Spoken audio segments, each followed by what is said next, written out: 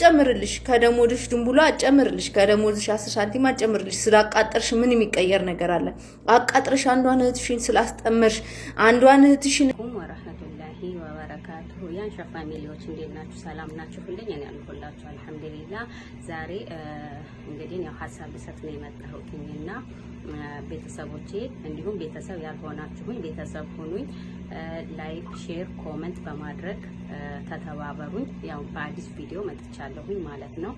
በስደት ላይ የምንኖር ቤተሰቦች ነን አይደለ? ከአገር ስንወጣ ማንንም አምነን አይደለም የምንወጣው፣ ግን ከአገር ስንወጣ ያው ከአንዱ ቤት 2 ሰራተኛ 3 ሰራተኛ የሚያሰራም አሉና በዛ ቤት ውስጥ 3 2 4 ሆነን ስንሰራ በራሳችን ዜጎች ላይ ለምንድነው ምቀኛ የምንሆንባቸው? ለምንድነው ማንተባበረው እርስ በርሳችን ማለት ነው? ለምንድነው ምቀኛ የምንሆነው ማለት ነው? ስለዚህ ተተሳስበን ተተዛዝነን ለስደት እስከወጣን ድረስ የአንድ ሀገር ዜጎች ነን፣ ኢትዮጵያዊ ነን፣ ቀለማችን አንድ ነው።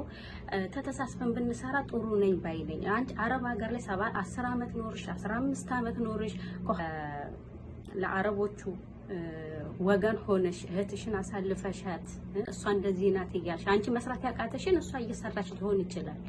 ምክንያቱም አንቺ ማትችውን ነገር እሷ ከሰራች አንቺ እሷን ጠይቀሻት አብረሻት ተተባብረሽ መስራት ነው እንጂ ያለብሽ አሳልፎ መስጠት ግን ይሄ ጥሩ አይደለም ነው የምለው። እስኪ አንድ ቪዲዮ አይተን እንመለስ። በዚህ ላይ ኢትዮጵያዊ ሆነን የምንከፋፋው ማለት ነው። ለምንድን ነው ማዳሞች እንዲሆን እኔ አስሬት ወደደኝ ብዬ እህቴን አብራኝ የምሰራዋን ሄጄ ነው እችኮ ወገኔ ናት። ግን እህቶቼ አረ እንደው አስተውላችሁ አይታችኋል? ለምንድን ነው ጋዝ እንደዚህ ክፉ የሆንን?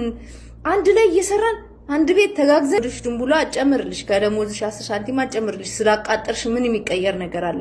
አቃጥርሽ አንዷን እህትሽ እኔ እኮ ነኝ ዜጋሽ፣ እኔ እኮ ነኝ ወገንሽ፣ እኔ እኮ ነኝ ካጠግብሽ እኮ መንገድ ላይ ስንገናኝ አበሻ ነሽ እንዴት ነሽ? እኔ ትዝ ይለኛል አንድ አሰሬ አላቃቸው የምሬ ነው የምላችሁና ማለት ነውና አንድ ሆስፒታል ይዛኝ ሄዳ በቃ ገና እንደ ስደት እንደወጣው ይዛኔ በቃም ሰው በጣም ይናፍቀኝ ነበር። ስልክ እንደዚህም የለም ነበር ያኔ ዛሬ 12 13 አመት ማለት ነውና የሚገርማችሁ አበሻዋን ሆስፒታል ውስጥ ሳገኛት አጠገቧ ሄጄ ማለት ነው እንዴት ነሽ ደህና ነኝ ስላት ከመስኮት ገፍትራ ጥላይ ነበር። የሚገርማችሁ አረቧ ማለት ነው ለምን አናገርሽ አበሻዋን ብላ ማለት ነው።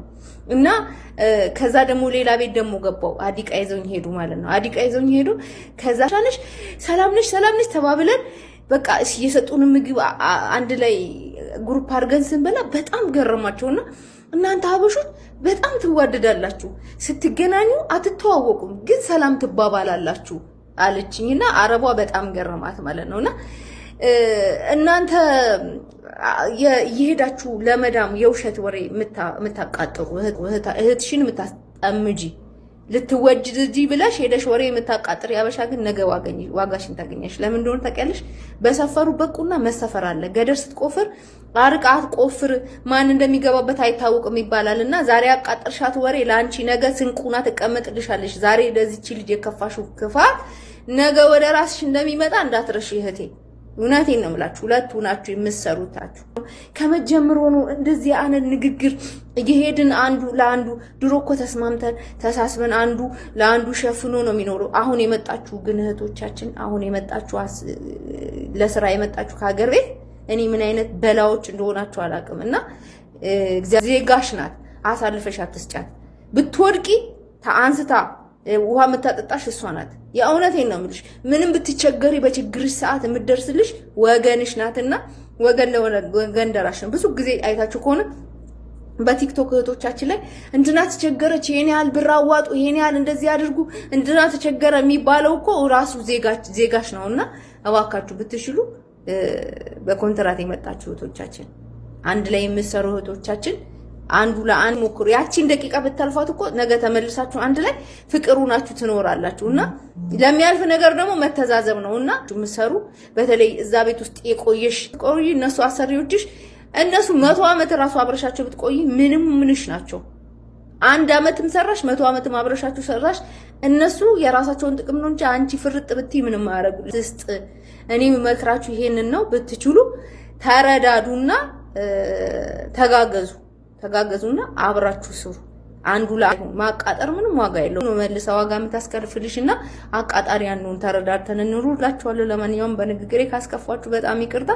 አንዳንድ ምታረና ለማንኛውም እንደ ፊሊፒን አሽቃባጣችሁ ፊሊፒኖች ናቸው እንደዚህ ያሉት ወሬ ማሽቃበጥ ማቃጠር የሚወዱትና እንደዛ አይነት ሰዎች አትሆኑ። ለማንኛውም ማለት ነው ራሳችሁን አሳልፋችሁ ራስሽን አሳልፈሽ ሰጥሽ ማለት ነው እትሽና ጠግብሽ አሳልፈሽ ሰጪና ለማንኛውም ውዶቼ ካስከፋችሁ በጣም ይቅርታ። ግን ከወደዳችሁ ለጓደኛ ታወራ ወይንም ደግሞ በሐሳቧ ላይ የሆነ የተሰማትን ስሜት እየገለጸችልን ያለችው። እንዲሁም ቤተሰብ ያልሆናችሁኝ ቤተሰብ ሁኑኝ።